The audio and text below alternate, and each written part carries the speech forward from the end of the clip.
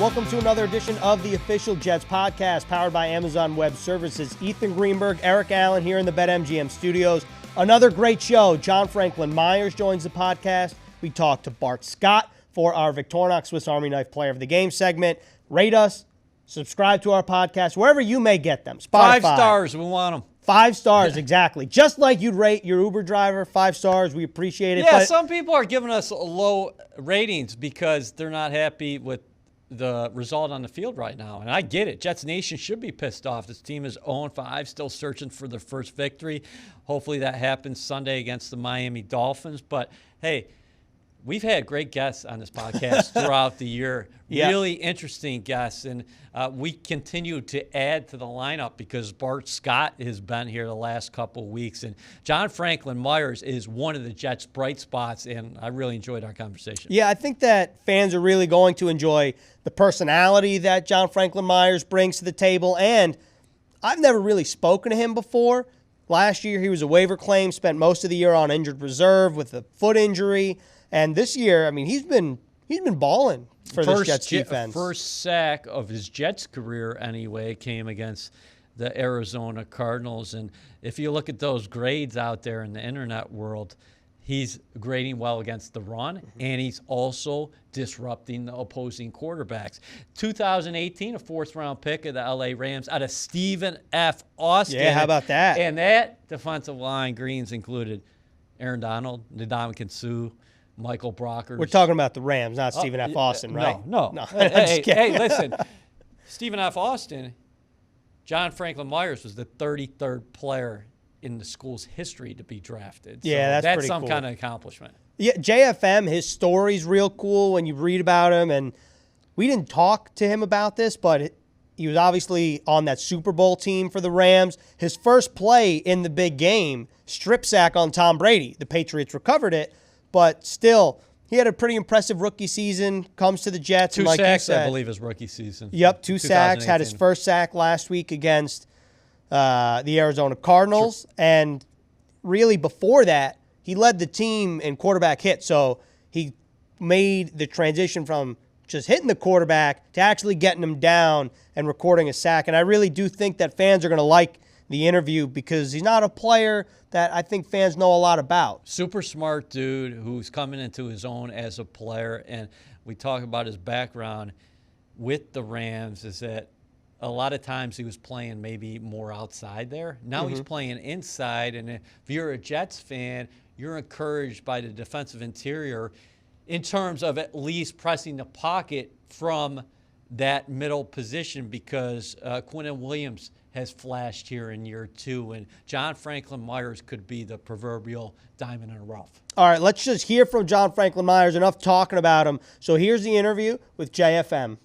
John, thanks a lot for joining us here on the Official Jets Podcast. And I want to start with this. I want to go back to your draft day because I saw an interview where you said you actually missed your draft phone call from the Rams. Can you take us back to that moment? Well, basically the house I was in, we knew there was kind of like iffy service. I stayed in one spot the whole day, and actually what happened was I was looking at my phone the whole time, and I never got a call. So I'm like, all right. I look back at it 2 seconds later. I see a missed call from Atlanta, Georgia. I'm thinking like, well, like the Falcons don't have a pick anytime soon. Like I don't know if I should even call this number back. And I'm like, you know what? Let me just call it back just to see, whatever. And ended up calling it back, and there was a GM for the Rams, Les Snead. And, that's when they told me. And I was like, oh, man, crazy.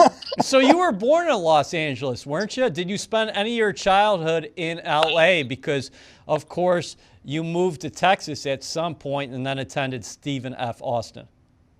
Yes, sir. Yeah. I lived there for 7 years till I was 7 and ended up moving to Dallas area after that. But I still have family out there, knew some people. My brother was out there. So it was a good situation, going there. I mean, it was ironic that I was from there. Yeah, what did it mean to you, getting a call from a hometown team? Obviously, you grew up in the Texas area, but 7 years, I know you got some memories there, and you talk about your family still having roots there in California. Yeah, I mean, obviously it was a good experience. I mean, getting drafted in general was a blessing, and you get a chance to go to a place that you halfway grew up in, where my family was at. Like my brother, I hadn't seen in maybe 10 years at that point in time. Ended up, seeing some family I hadn't seen since I was super young. So just the whole experience, and then being in LA, everybody wants to go to LA, not for partying or whatever, just to go to the beach or whatever. So I think it was a good situation. I mean, obviously it didn't work out. Thankfully, I'm here.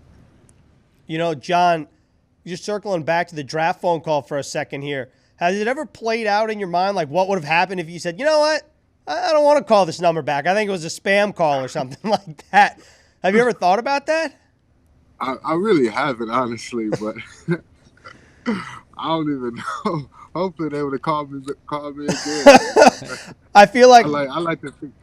I feel like they wanted me enough to call me twice. You'd hope so at least. Yeah, that's fair. I feel like from now on, I feel like I need to answer all phone numbers that I don't recognize that pop up on my phone, spam or not. Thank you very much. You're not getting drafted. No, but who knows?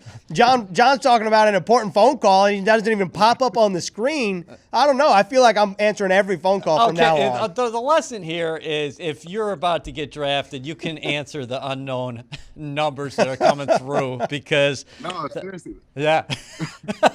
Hey. All right, now I know if I ever get drafted again. How much pride do you take of being the 33rd player in Stephen F. Austin history to be drafted? Oh no, and I mean, we talk about that all the time. Everybody here, a lot of people don't know about Stephen F. Austin, and I mean, that's my job to show them who we are. So I take complete pride. They make fun of me all the time because I'm wearing Stephen F. Austin gear.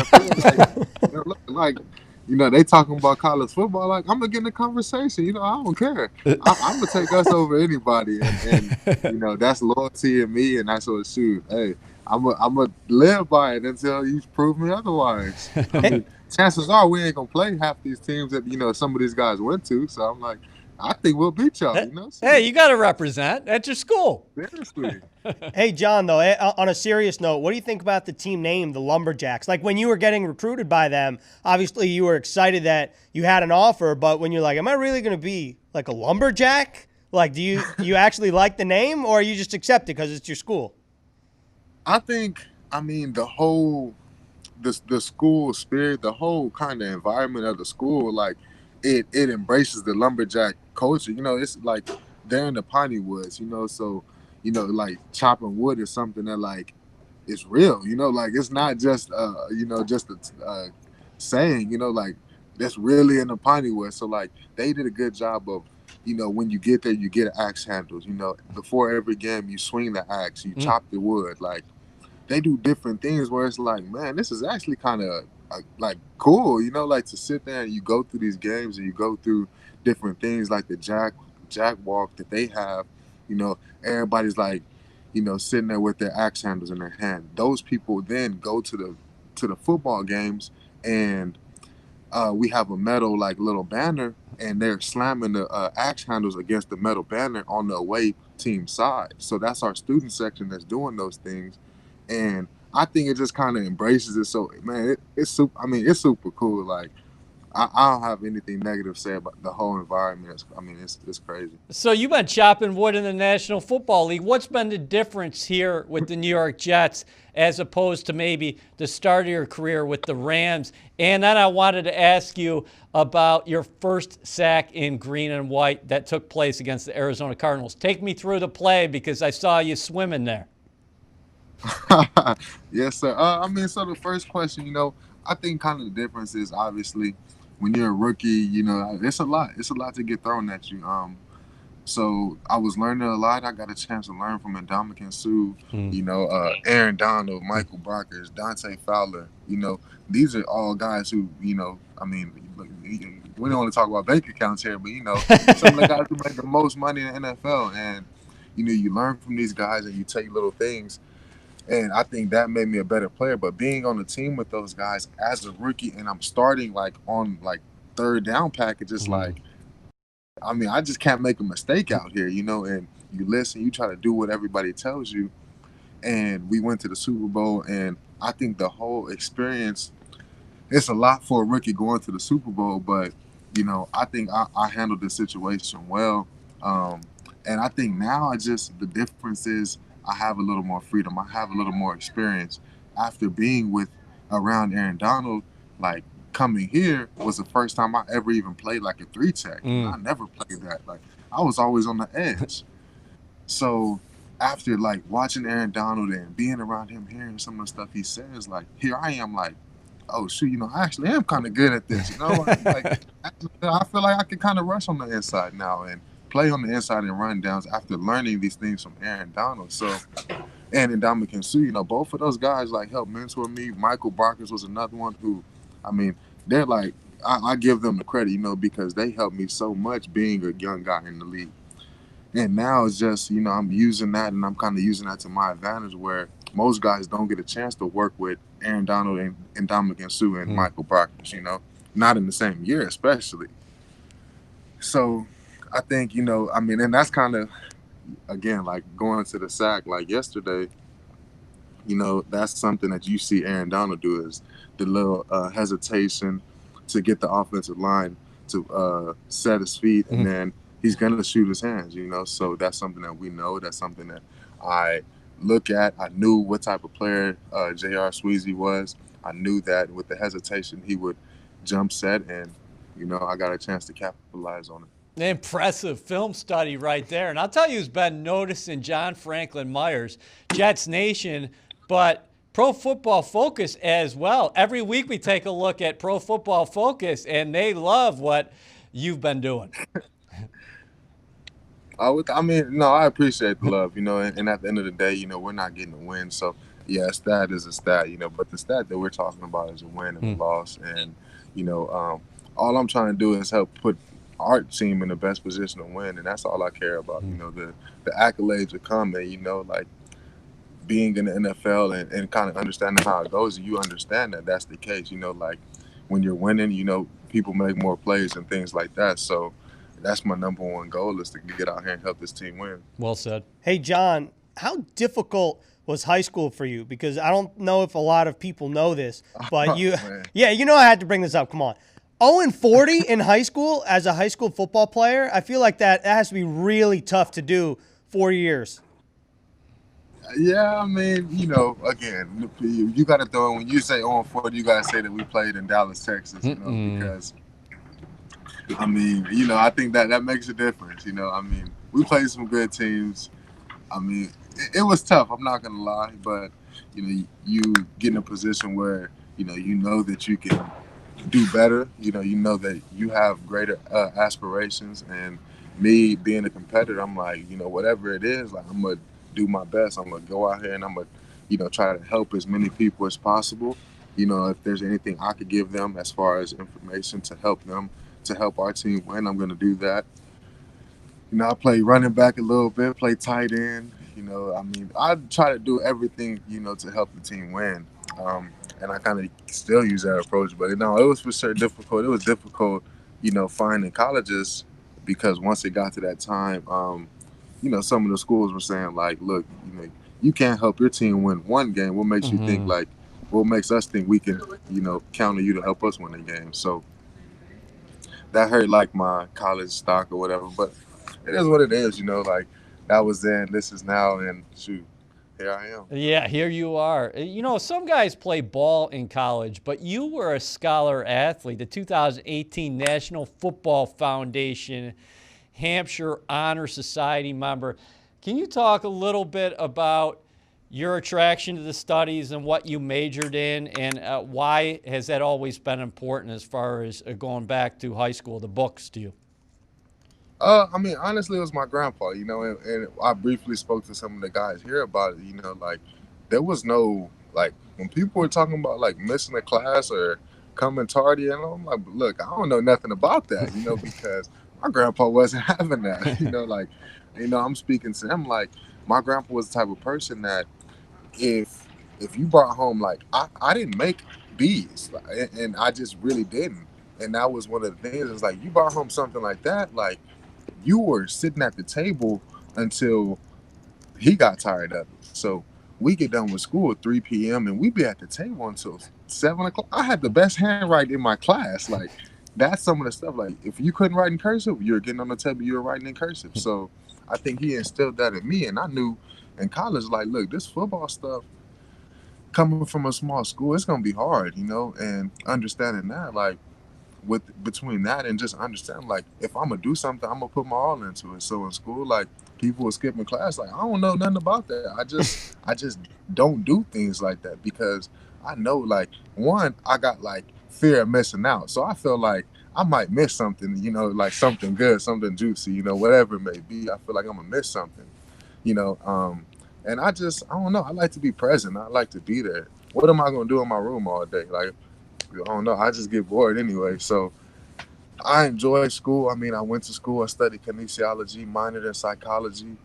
Um, Being an athlete, just kinesiology is one of those things where I feel like if I can see how the body works, how the body moves, what can improve that, I can improve my game.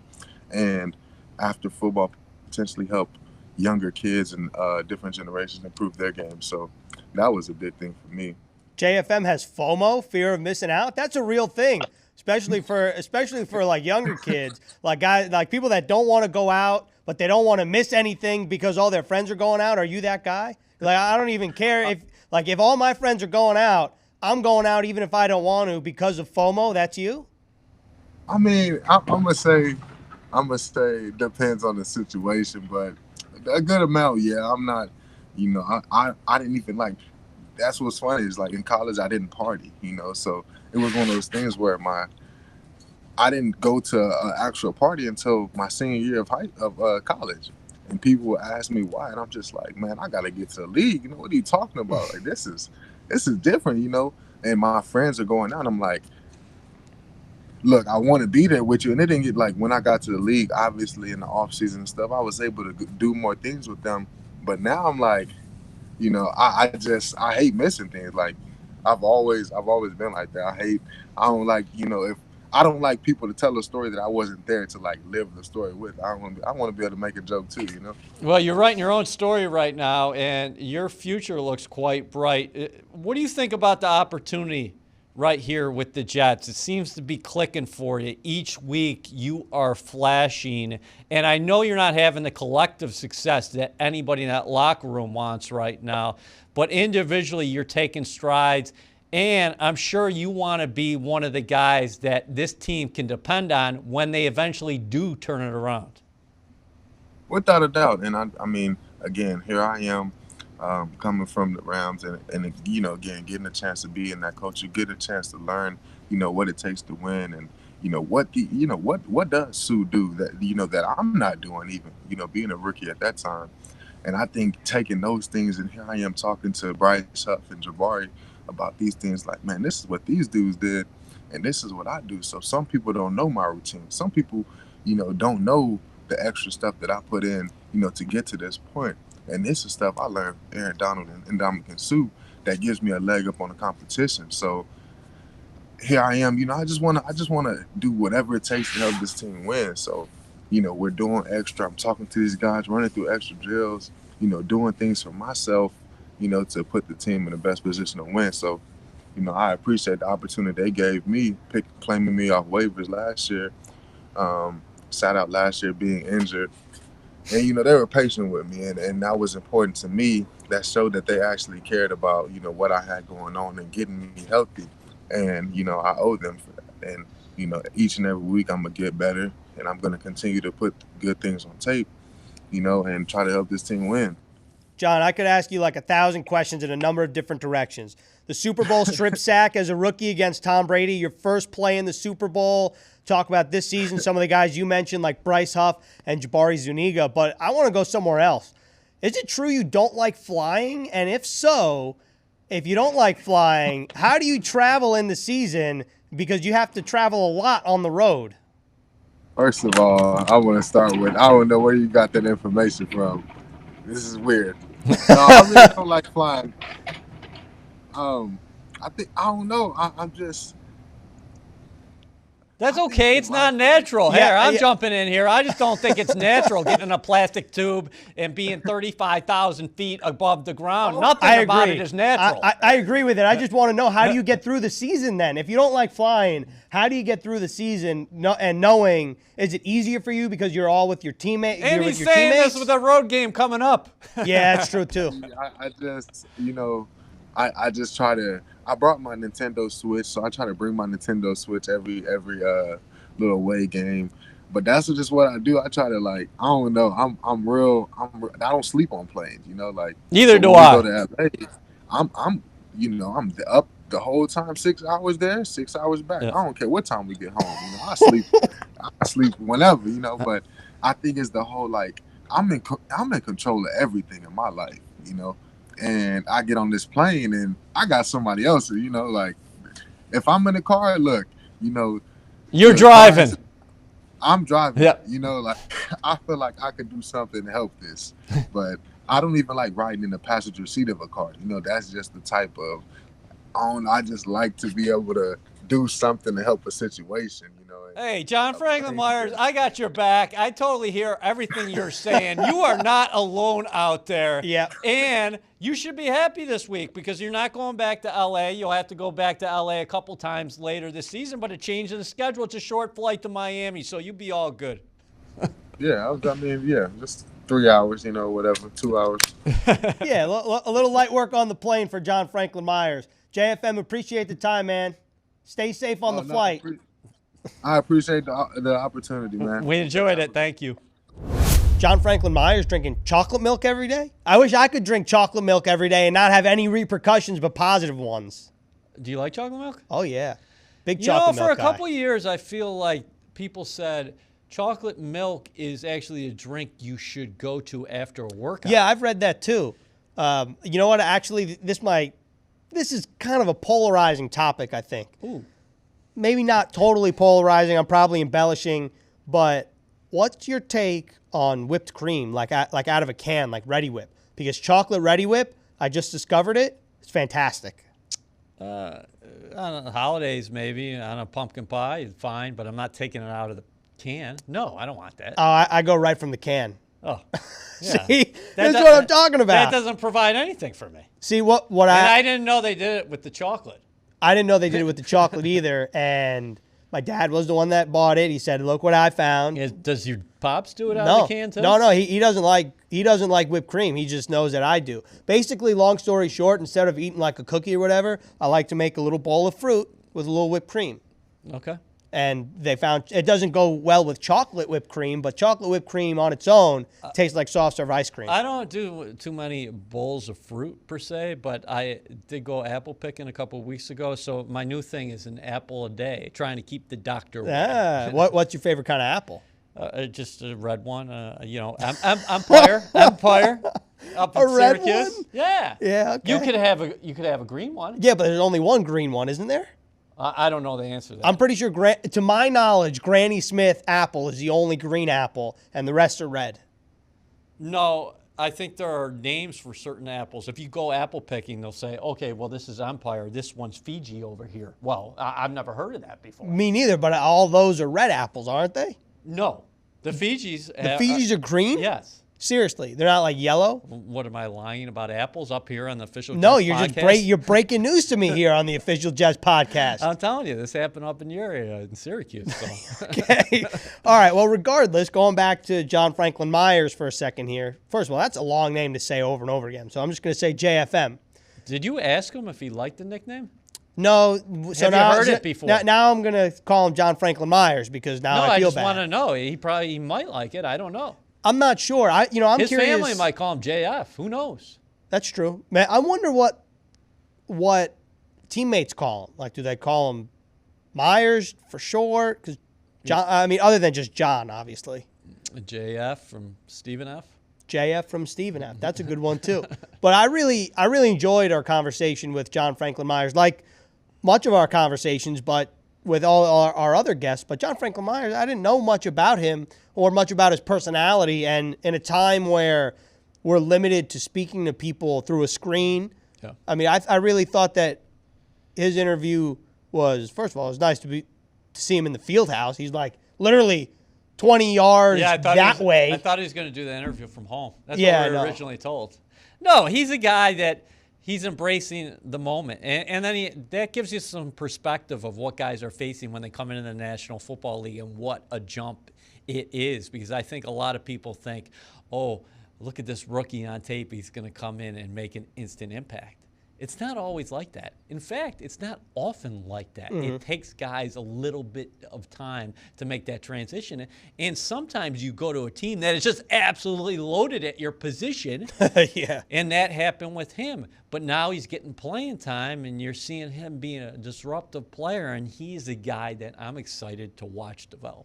He's kind of like the odd man out because of the guys that he listed in L.A. I mean, first of all, I can't even imagine being a rookie on a team that features Ndamukong Suh, Aaron Donald, and Michael Brockers. I obviously do not know him, but by all accounts and everything that I've heard everyone say about him, everyone seems to love Michael Brockers. Yeah. Listen, it's like going to a team and playing wide receiver, and Jerry Rice and John Taylor are there. I'm dating myself a little bit, but in their primes. What about like a Browns rookie? You have Odell and Jarvis. Is that the modern day equivalent? I don't know. We should rank the top receiving sets in the National Football League because I feel like a lot of teams have good receivers right now. The Bills might be up there with their three, right? I was going to say the Falcons probably don't get as much love as they should. Ridley and Jones? Yep. Nasty. Yeah. Atlanta's had some changes here recently. Yes, they have. But, when you said Rice and Taylor, I was thinking, okay, who would be the modern-day equivalent? Like, if you're a rookie receiver, I mean, almost you might think of someone like CeeDee Lamb going to a situation with Amari Cooper and Michael Gallup. Yeah. I think Odell and Jarvis definitely had the star power. Well, and also Odell's a guy who played in New York. Yeah. I think that also adds to your name. If you're able to make an impact in New York, I think that's going to stick with you, as opposed to nothing against Cleveland, but it's a smaller town. They love their football. There's no doubt about that. And that team has started off very well this year, but they've been running the football. I might have thought of the modern day example, and it was the team the Jets just faced, the Arizona Cardinals. If you're a rookie, you have DeAndre Hopkins on one end and Larry Fitzgerald. I think if I'm a rookie, I'm choosing to go to the Cardinals for that reason. Yeah, because you're going to learn a lot from these guys. Fitzgerald's still going strong, and Nuke Hopkins, he's just incredible. You know, the Jets limited him early, and you're looking up, and you're like, oh, he's got 2 catches for under 20 yards, and then before you know it, he's in the end zone making ridiculous catches. Yeah. Six grabs for 131 yards. He's amazing. You know what's funny? In Pregame Central, presented by Pepsi, the All In or Not Today segment, will DeAndre Hopkins have more receiving yards than Jamison Crowder was one of them? Yeah. And, like, for 3.5 quarters, you're like, Jamison Crowder is going to have more receiving yards than DeAndre Hopkins, and then Tyler hit Hopkins for those 2 big plays. He goes for 116. Jamison Crowder becomes, the 3rd Jets receiver in the last 52 years. Thanks, Randy Lang, for that note. Yep. To go 3 consecutive games over 100 yards receiving.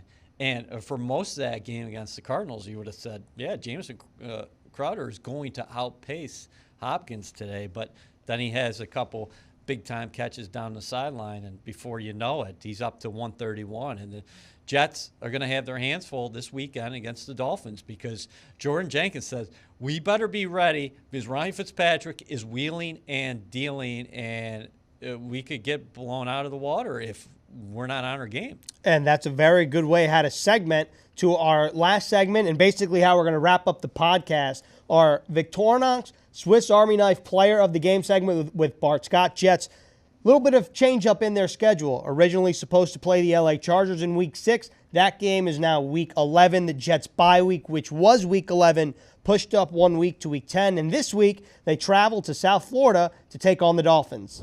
Now it's time for our Victorinox Swiss Army Knife player of the game. Bart, Jets are traveling to Miami. A little shake-up here. Take on Ryan Fitzpatrick, Fitzmagic, and the Dolphins. Who's your player or your matchup to watch Sunday? Well, it's not this tragic. I don't know what we're going to have at the quarterback position, but if we decide to go with Joe Flacco, I'm going to go with Joe Flacco again. Listen, I thought Joe did a great job in taking command of the offense. We just need the other receivers to come to the party. Hopefully he'll have some reinforcements. We get some guys off the injury list to come out and kind of, be willing participants. And, I thought he went, he was smart with the ball. He went to where the defense dictated. Guys just got to make plays. We need Chris Herndon to step up. I need Chris Herndon to make his first appearance this season. I need him to be the Swiss Army knife, no matter who the quarterback is, because he's the guy that we deemed as a above average player and a player that we expect a lot more of. I want to see him put his best Dustin Keller performance. Let's go to the cornerback position. Listen, you want, if you're the New York Jets, you want it to be Fitztragic, not Fitzmagic, because on the West Coast, he was nothing but Fitzmagic, thrown to Preston Williams and Devontae Parker. So the Jets corners have to have big games. Hopefully they'll get Bless Austin back in the lineup. Pierre Desir, 3 interceptions on the year. And Lamar Jackson, baptism by fire against DeAndre Hopkins of the Arizona Cardinals. But you know it, Bart. Fitzpatrick is going to eye those one-on-one matchups on the outside, and he loves those receivers. Devontae Parker having a very good year, and Preston Williams got into the act last Sunday against the 49ers, 6'5", so he always has an advantage against a cornerback. Well, listen, we understand that Fitzmagic is evolution. I call him Pinky in the brain because he's the brain with that frontal lobe. He knows what you're thinking. That's a joke I used to have with him when I used to play against him in Cincinnati. With that being said, you can bait him into things because he predetermines by the looks where he's going to go with the football. So a lot of those trap coverages where you pretend like you're playing man-to-man coverage and you roll off and it's really zone, he'll fall for a couple of those because you have to use his study and his professionalism against him. So you understand what he's looking at. So you have to present, to him what he's looking at and let him confirm that it is what it is, but then it's something different. So he's not a guy you can get in a steady dose of one type of defense. You have to mix it up, but the looks have to be able to complement each other. And he's a guy that when he's on.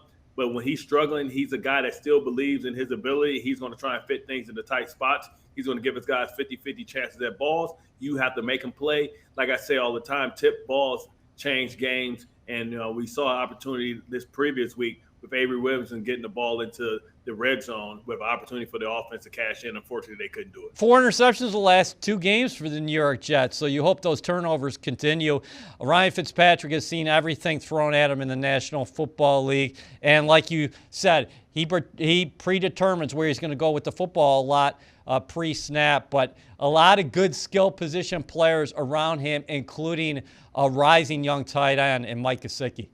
Gesicki is a handful, and they're going to have to figure out how they want to address that situation. Maybe this is an opportunity for Davis to be able to have baptism by fire, be able to run and be able to use his athleticism to try and stop him off the line of scrimmage. This may be one of those 3 safety games, depending on if they're playing it out 3 wides or if they're going to traditional, formations where they're just going, with tight end and 3 wides, and you got to figure out a way how to match those packages. But you got to bump him and hit him on the line because he's a rising star, like you said. He's a guy that can make plays down the field, stretch the field, but he's also a guy that can post you up and put you on his back hip and make those routine plays because his catch radius is so much bigger than those who are usually checking him. So it's going to be important, man, to make sure that you switch it up and give different looks. What I am excited about, I hope Blesson can play because I love the body style matchup between Parker and potentially even putting Blesson inside to match up on some of those passing downs. Inside, let him see what it's like and see if he has that heart to play within the box and be able to fill those gaps if that happens. How he feels when he sets those edges and he's the force player, a lot of cover twos, would say that I already know the answer to that, but I love to see it. You know, the Jets didn't see Xavier Howard last season, the cornerback for the Miami Dolphins. He has 3 picks this year. My matchup to watch, Jets receivers against the Dolphins corners. We'll see what the status is of Byron Jones, who was acquired in the offseason. But that was the Victorinox Swiss Army Knife player of the game. Bart, thanks a lot. We'll talk to you next week. I got no life, guys. I'll be here. Thanks, Matt Becker.